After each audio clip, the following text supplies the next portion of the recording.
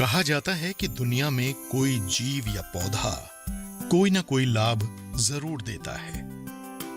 अब कुछ लोग मानव के संदर्भ में इस पर असहमत हो सकते हैं, पर फिर भी कम से कम पौधों के लिए यह बात 100% सच है। ऐसा कोई भी पौधा नहीं है जिसकी कोई उपयोगिता न हो, और हर पौधे की इन्हीं उपयोगिताओं को समझते हुए प्राचीन काल से ही उनका प्रयोग अलग अलग रूप और समाधानों के लिए किया जाता रहा है। जैसे कुछ पौधे पोषण देने में अधिक उपयोगी थे तो वो आहार का हिस्सा बने। कुछ पौधों में औषधीय गुणों की भरमार थी तो वो इलाज में काम आए। कुछ में अपनी गंध सुगंध इतनी मनमोहक थी तो वो प्रसाधन श्रृंगार के काम आए। कुछ के फूल सुंदर थे तो सजावट के काम आए। यानी किसी न किसी रूप में पौधे पूरी मानव सभ्यता में नए स्वाद नए रंग बिखेरते ही रहे हैं। पौधों का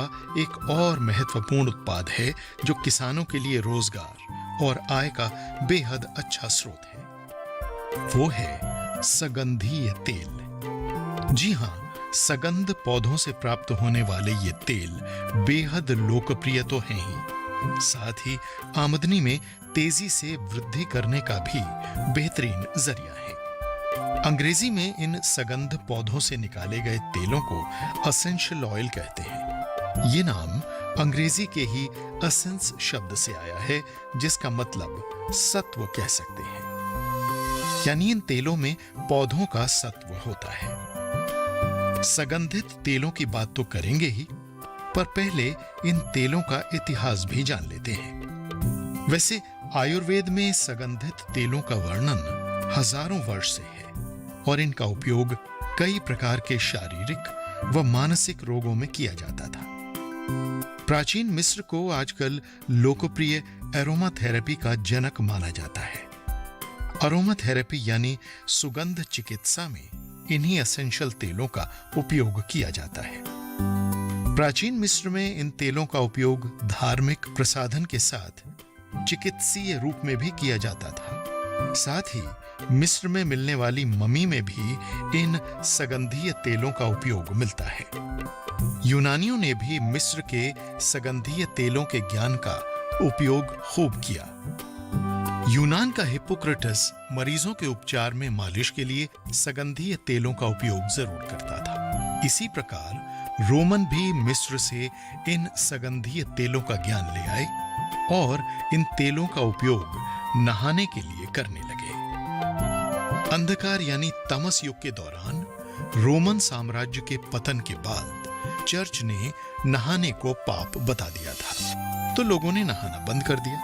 तब इन सगंधीय तेलों का उपयोग शरीर की बदबू छिपाने के लिए होने लगा। हालांकि तब लोगों को इन सगंधीय तेलों की एंटीबैक्टीरियल और कीटों को भगाने की क्षमता के बारे में पता नहीं था, पर उन्हें काफी फायदा हुआ और ये तेल लोकप्रिय होते गए।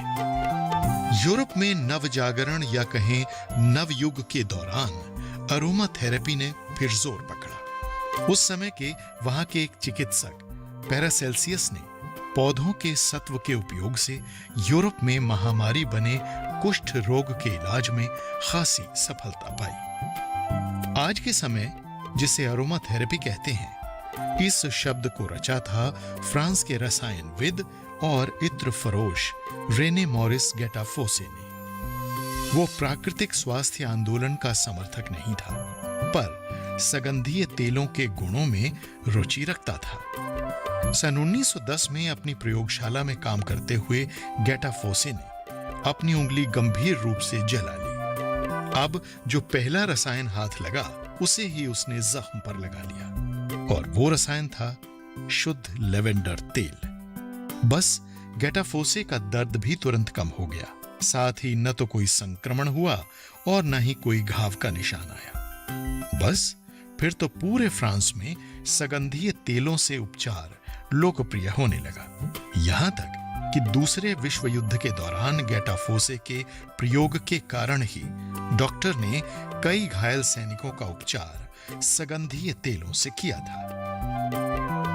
सुगंधित तेल सुगंधित पौधे जो एरोमेटिक प्लांट्स हैं उससे निकलता है। बेसिकली ये सेकेंडरी मेटाबोलाइट्स होते हैं। सेकेंडरी मेटाबोलाइट्स होते हैं और इनको हम ये वोलाटाइल ऑयल होते हैं, इनको हम डिस्टिलेशन जो होता है, डिस्टिलेशन विधि से हम इसको एक्सट्रैक्ट कर लेते, इनके तेलों का आसमन कर लेते हैं, एक्सट्रैक्ट कर लेते हैं। वो एरोमेटिक ऑयल होते हैं जिसमें खुशबू होती है, उसको एरोमेटिक ऑयल कहते हैं।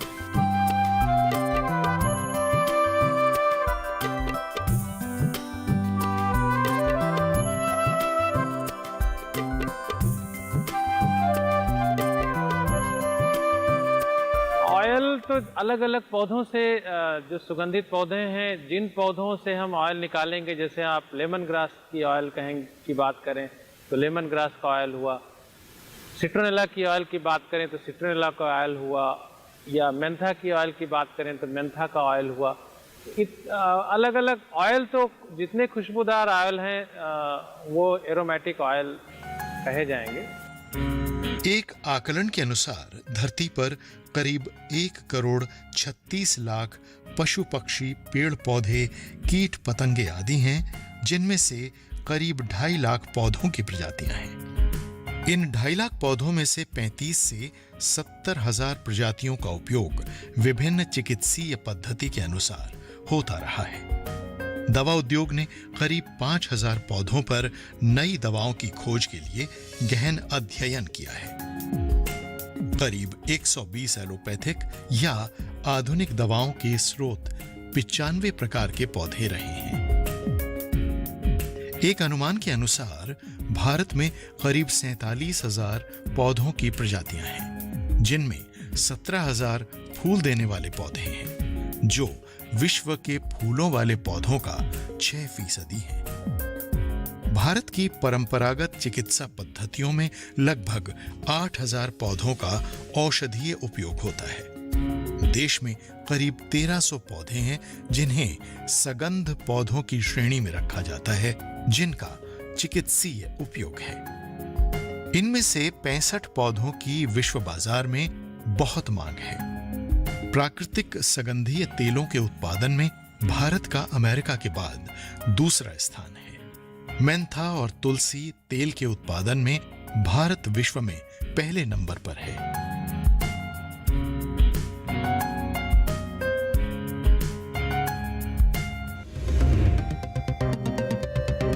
सगंध पौधों की खेती अधिकतर पारंपरिक फसलों की तुलना में ज्यादा लाभकारी होती है। इसके अलावा सगंध पौधों की सहफसलीय खेती भी की जा सकती है। इससे मुनाफा तो बढ़ता ही है, साथ ही अगर किसी मौसमी या अन्य कारण से किसी फसल का नुकसान भी हो जाए तो दूसरी फसल उस नुकसान की भरपाई कर देती है। एक कदम उन्नति की ओर। ये कामयाबी है अन्नदाता की। ये कहानी है खेत और खलिहानों की। कैसे करें अपने पशुओं की देखभाल, जानिए गांव-गांव के किसानों का हाल। देखिए गांव किसान, सोमवार से शुक्रवार दोपहर 12 बजे, सिर्फ डीडी किसान पर। एक कदम उन्नति की ओर। पौधों का एक और महत्वपूर्ण उत्पाद है जो किसानों के लिए रोजगार और आय का बेहद अच्छा स्रोत है। वो है सगंधीय तेल। अगर देखा जाए तो कई उद्योगों में इन सगंधीय तेलों की मांग तेजी से बढ़ रही है, जैसे सफाई उत्पाद, detergent, skin care, talc, shampoo, conditioner, बालों का तेल, इत्र, घरों में, कार में हवा को शुद्ध बनाना आदि में इन तेलों की मांग में प्रतिवर्ष 5 से 10% का इजाफा हो रहा है। इसके अलावा खाद्य क्षेत्र जैसे कन्फेक्शनरी, बेकरी, दूध उद्योग आदि में भी सगंधीय तेलों का काफी उपयोग होता है और अरोमा थेरेपी और अन्य स्वास्थ्य क्षेत्रों में इनके उपयोग से सभी वाकिफ हैं। मौजूदा कोविड-19 के दौर में लोग भाप खूब ले रहे हैं और भाप के पानी में यूकलिप्टस ऑयल की 2 बूंद बेहद लाभकारी साबित हो रही हैं। करीब 40 प्रकार के सुगंधीय तेल भारत में बनाए जाते हैं, जिनमें से प्रमुख हैं lavender, palmarosa, citronella, lemon grass, eucalyptus, तुलसी, पचौली, जेरेनियम, गुलाब आदि। भारत में सुगंध पौधों की खेती किसानों के बीच तेजी से लोकप्रिय हो रही है, जिसका प्रमुख कारण है अनेक प्रजातियों का होना, वैज्ञानिक क्षमता, प्रसंस्करण उद्योग, साथ ही इस कारोबार में सरकारी और गैर सरकारी निवेश। किसानों के लिए खेती में विविधीकरण के लिए सुगंध पौधे बेहतर विकल्प साबित हो रहे हैं। किसानों को सुगंध पौधों के साथ इनके प्रसंस्करण से भी जुड़ना चाहिए। इससे न सिर्फ एक नए रोजगार का सृजन होगा, बल्कि आय में भी इजाफा होगा। अगर हम मांग की बात करें तो ज़्यादातर एरोमेटिक की मांग, जैसे हम इंडिया की बात करते हैं तो इंडिया में जो हमारा मेंथॉल मिंट है, जो मेंथा आर्वेंसिस है, उसकी सबसे ज़्यादा मांग है। हम लोग लगभग 6 लाख एकड़ में इसकी कल्टीवेशन करते हैं। उसके बाद इसका जो प्रोडक्शन होता है लगभग 40,000 टन एनुअली हम इसको प्रोड्यूस करते हैं और लगभग 135 देशों को हम इसको एक्सपोर्ट करते हैं, जिससे हमारे देश में लगभग 4-4.5 हजार करोड़ का रेवेन्यू आता है, विदेशी मुद्रा आती है। तो ये डिमांड है। बाकी लेमन ग्रास की काफ़ी डिमांड है, जेरेनियम की डिमांड है, रोज़ की काफ़ी ज़्यादा मांग है, क्योंकि ये सारे ऑयल हम इंपोर्ट करते हैं दूसरे देशों से। तो अगर हमारे किसान ये तेल करते हैं तो एज ए इम्पोर्ट सब्स्टिट्यूट हमारी विदेशी मुद्रा बचेगी हमारा, और बाहर से दूसरे देशों, जो आत्मनिर्भर भारत की हमारे प्रधानमंत्री जी बात करते हैं, तो वो उनके मिशन को हम पूरा कर सकें। अगर किसान की ओर, गांव की ओर पूंजी प्रवाह मोड़ना है तो खेती को लाभकारी बनाना आवश्यक है, और इसमें सुगंध पौधों की खेती और खेत पर ही सुगंधीय तेलों का उत्पादन बेहद आवश्यक है। सुगंध पौधों की खेती अधिकतर पारंपरिक फसलों की तुलना में ज्यादा लाभकारी होती है। इसके अलावा सुगंध पौधों की सहफसलीय खेती भी की जा सकती है। इससे मुनाफा तो बढ़ता ही है, साथ ही अगर किसी मौसमी या अन्य कारण से किसी फसल का नुकसान भी हो जाए तो दूसरी फसल उस नुकसान की भरपाई कर देती है। साथ ही इसके मूल्य संवर्धित उत्पाद जैसे सुगंधीय तेल किसान खेत में आसवन विधि द्वारा आसानी से तैयार कर सकते हैं। और सबसे महत्वपूर्ण बात ये कि सुगंध पौधे पर्यावरण के लिए बेहद हितकारी होते हैं। साथ ही इनसे बने उत्पाद जैसे कीटनाशी, जीवाणुनाशक आदि भी पर्यावरण पर कोई बुरा प्रभाव भी नहीं छोड़ते। 5 तरह की तुलसी हम लोग लगाते हैं, और अब हमने लहसुन की भी खेती शुरू की है। जो भी हम खेती करते हैं उसको हम खुद, हमारी द्वारा जो बनाई गई मल्टीपर्पज़ फूड प्रोसेसिंग मशीन है, तो उसमें हम प्रोसेस करके इसको सीधा उपभोक्ताओं को बेचते हैं। मंडियों में हमारा जाना बंद हो गया और इससे मेरे गांव में रोजगार आया और हमारी इनकम बढ़ी। और इनमें ना में कोई खाद डालने की ज़रूरत है और ना ही कोई स्प्रे करने की ज़रूरत है। अगर करते हैं तो निलाई गुड़ाई करते हैं और इसी में बीच में इंटरक्रॉप करते हैं। बीच में 5 तरह की तुलसियाँ इसमें ग्रो हो रही हैं। अभी छोटे पौधे हैं, वो जैसी अप्रैल मई आएगा पूरी ग्रोथ में आ जाएंगे। वो सर्दी में सभी पौधे मर जाते हैं।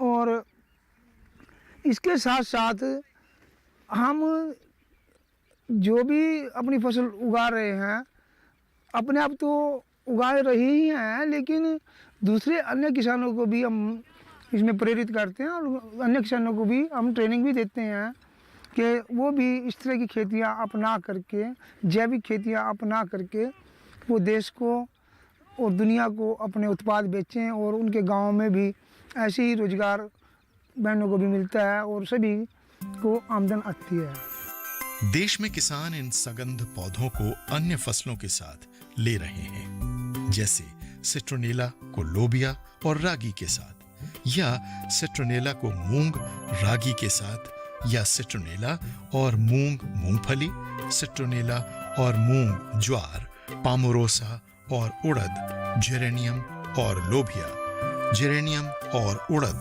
पापामारोसा और ग्वार मूंग, सिट्रोनेला और मूंग आदि। इन सुगंधीय तेलों की एक बड़ी खासियत यह है कि इनकी कम मात्रा के दाम भी बहुत अधिक होते हैं और जितना शुद्ध तेल उतनी मांग और उतने अधिक दाम।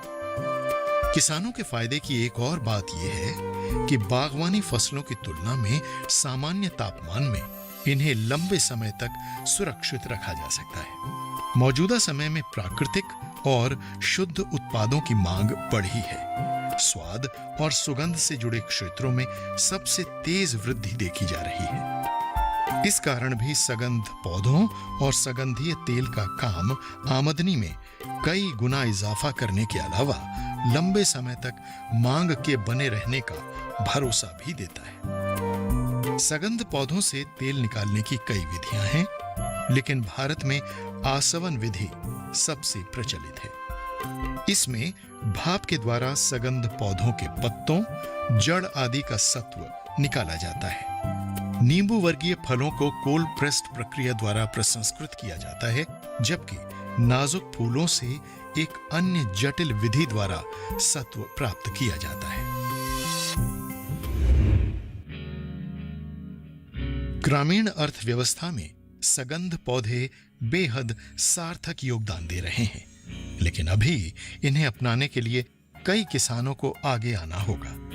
सुगंध पौधों और सुगंधीय तेलों का बाजार बहुत तेजी से बढ़ रहा है और प्राकृतिक चीजों के प्रति लोगों में आ रही जागरूकता से ये वृद्धि लंबे समय तक बने रहने की उम्मीद है। एक कदम उन्नति की ओर।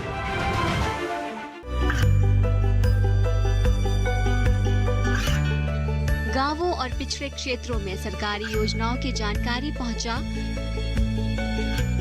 देश में कौशल और क्षमता विकास कर ग्रामीणों को सामाजिक बदलाव और विकास से जोड़ने की दूरदर्शन किसान की पहल चौपाल चर्चा देखें सोमवार से शुक्रवार सुबह 9 बजे। एक कदम उन्नति की ओर। सुगंधीय तेल किसान खेत में आसवन विधि द्वारा आसानी से तैयार कर सकते हैं और सबसे महत्वपूर्ण बात यह कि सुगंध पौधे पर्यावरण के लिए बेहद हितकारी होते हैं। हल्दी में मौजूद कर्क्यूमिल रसायन, जिससे अनेक रोगों का इलाज होता है, उसका तेल भी निकाला जाता है। इसके अलावा अदरक, मिर्च, गुलाब, काली मिर्च, लहसुन, लौंग आदि सभी का तेल निकालकर कई औषधीय और अन्य उपयोगों में लिया जाता है। जो मशीन्स हैं, जो जैसे BIS, bureau of Indian standard के हिसाब से इसका हम जांच करते हैं या ISO के हिसाब से जांच करते हैं, तो इसकी जो गुणवत्ता की जांच की करें तो इसमें डिफरेंट टाइप्स के केमिकल कंपोनेंट्स होते हैं। जैसे हम मेंथा की बात करें तो मेंथॉल में अगर हम गुणवत्ता करें तो 68% अगर मेंथॉल है तो अच्छा माना जाता है। इसी प्रकार से दूसरे तेल की लेमन ग्रास की बात करें तो उसमें सिट्रल होता है। अगर 70% का सिट्रल है किसी तेल में, किसी लेमन ग्रास के तेल में, तो उसको अच्छा माना जाता है। तो इसकी गुणवत्ता का जांच ज़्यादातर गैस लिक्विड क्रोमेटोग्राफी एक मशीन आती है उससे करते हैं। बाकी उसके बाद और स्टैंडर्ड मशीनें हैं, GCMS है, अगर कोई कंपोनेंट नहीं पता है तो GCMS से भी जांच करते हैं। बाकी फिजिकल मेथड हैं, केमिकल मेथड हैं, उससे इसकी गुणवत्ता का जांच किया जाता है। सुगंध पौधों की खेती को सरकार द्वारा भी सहायता प्रदान की जा रही है। साथ ही प्राचीन उपचार पद्धतियों और प्राकृतिक वस्तुओं के उपयोग के प्रति भी लोगों में जागरूकता बढ़ी है, जिस कारण इन पौधों और इनके तेलों की मांग में निरंतर इजाफा हो रहा है। गवर्नमेंट ऑफ इंडिया या नाबार्ड किसानों को ग्रुप बना के खेती करने की बात करती है। तो अगर कोई किसान भाई सिंगल करेगा तो बहुत मुश्किल होगा, लेकिन अगर हम ग्रुप बना के खेती करते हैं तो ग्रुप बना के जब करेंगे तो क्वांटिटी भी ज़्यादा रहेगी, उसकी मात्रा ज़्यादा निकलेगी। तो अगर सेल्फ हेल्प ग्रुप बना के या फार्मर प्रोड्यूसर कंपनी बना के अगर कोई किसान खेती करता है तो जरूर वो एक्सपोर्ट कर सकता है। विदेशों में इसकी बहुत मांग है। अगर हम मेंथा की ही अगर हम एक ऑयल मेंथा की बात करें तो अगर हम विदेश में देखें तो हम अपना 70% तेल जितना प्रोड्यूस करते हैं, जैसा मैंने बताया कि 40,000 टन हम प्रोड्यूस करते हैं, तो अगर हम उसमें देखें तो उसका 70% हम विदेशों को भेजते हैं। दूसरे तेल हैं जो हमारे, वो हम अभी तक इंपोर्ट करते हैं। तो अगर किसान भाई ग्रुप बना के करता है तो वो उसके लिए सरकार भी मदद करती है। उसके लिए एक्सपोर्ट प्रमोशन ब्यूरो है, एक्सपोर्ट प्रमोशन काउंसिल है, जो किसानों को एक्सपोर्ट के लिए सलाह देता है और उनको प्रोत्साहित करता है। खेती में रासायनिक कीटनाशकों के दुष्प्रभावों से पूरी दुनिया वाकिफ है और इनके प्रभावी और प्राकृतिक विकल्प की तलाश में जुटी हुई है। इसी कारण सुगंधीय तेलों से तैयार कीटनाशकों का उपयोग और लोकप्रिय होता जा रहा है। किसान चाहें तो ट्रेनिंग लेकर इन सुगंध पौधों से बेहद प्रभावी कीटनाशी भी तैयार कर सकते हैं, जो पर्यावरण हितैषी होने के साथ साथ मानव स्वास्थ्य पर भी कोई विपरीत प्रभाव न डालते हो। इन तेलों का उपयोग कई रोगों में किया जा रहा है, लेकिन इसमें डॉक्टर की सलाह बेहद आवश्यक है, क्योंकि ये शुद्ध प्राकृतिक उत्पाद हैं और इनके उपयोग में अगर सावधानी न बरती जाए तो कई बार काफी नुकसान भी हो जाता है। देखिए, सुगंधित तेल जिसको हम एसेंशियल ऑयल्स भी बोलते हैं, ये एक प्रकार के तेल हैं जो कि स्टीम डिस्टिलेशन से हर्ब्स से प्रोक्योर किए जाते हैं। मतलब जड़ी बूटियों से इसको स्टीम डिस्टिलेशन करके हम इन ऑयलों को निकालते हैं। इन ऑयलों का जो मेजर रोल है वो एरोमा थेरेपी में इसका काम है। एरोमा थेरेपी का मतलब ये है कि ये तेल श्वास नली के थ्रू श्वासोश्वास से हमारे शरीर में एंटर करते हैं और हमारे शरीर में बहुत सारे ऐसे चेंजेस लाते हैं जो कि हमारे स्वास्थ्य अनुकूल हैं। तो एक एरोमा थेरेपी एक ऐसी थेरेपी है जिसमें सुगंधित द्रव्यों को सूंघ के ही आपका ट्रीटमेंट होता है।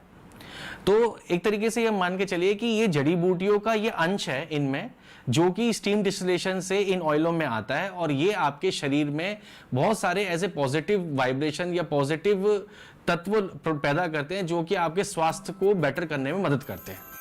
जैविक खेती के तेजी से बढ़ते चलन से इन सुगंधीय तेलों से बने कीटनाशियों की मांग में लगातार वृद्धि बने रहने की संभावना है। ग्रामीण अर्थव्यवस्था में सुगंध पौधे बेहद सार्थक योगदान दे रहे हैं, लेकिन अभी इन्हें अपनाने के लिए कई किसानों को आगे आना होगा। सुगंध पौधों और सुगंधीय तेलों का बाजार बहुत तेजी से बढ़ रहा है और प्राकृतिक चीजों के प्रति लोगों में आ रही जागरूकता से ये वृद्धि लंबे समय तक बने रहने की उम्मीद है। अनेक संस्थान इन सुगंध पौधों और इनके तेल के उत्पादों को बनाने की ट्रेनिंग दे रहे हैं। अनेक ग्रामीण युवा इन उत्पादों की ट्रेनिंग लेकर नया व्यवसाय शुरू कर रहे हैं।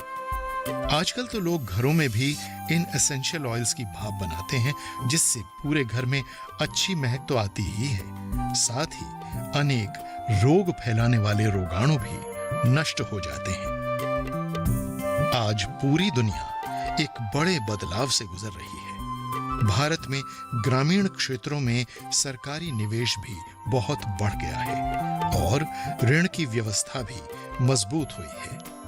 ऐसे में सुगंधीय पौधों और उनके प्रसंस्करण से जुड़कर बेहतर रोजगार और बेहतर आमदनी का जरिया तैयार करना बेहद सरल हो गया है। खेती को लाभकारी बनाने के तमाम प्रयास जारी हैं और इसमें फसल के अच्छे दाम मिलने के साथ अब किसानों के लिए विविधीकरण को अपनाना भी बेहद जरूरी है। विविधीकरण में सुगंध पौधों की खेती बेहद प्रासंगिक है।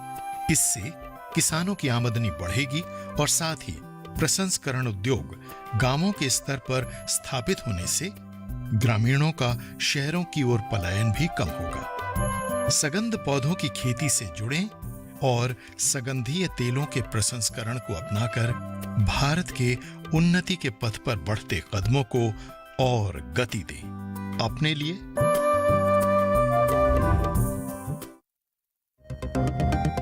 अगली कड़ी में देखिए लाभकारी गौशाला का मॉडल। देश भर में गौ सेवा की अलख जग रही है। और जिला स्तर पर अनेक गौशालाओं का निर्माण हो रहा है। इन गौशालाओं में प्रबंधन और इन्हें आर्थिक रूप से संपन्न बनाने के लिए भी कई प्रयास किए जा रहे हैं। गौशालाओं को आर्थिक रूप से संपन्न बनाते कुछ मॉडल्स की चर्चा करेंगे एक कदम उन्नति की ओर की अगली कड़ी में।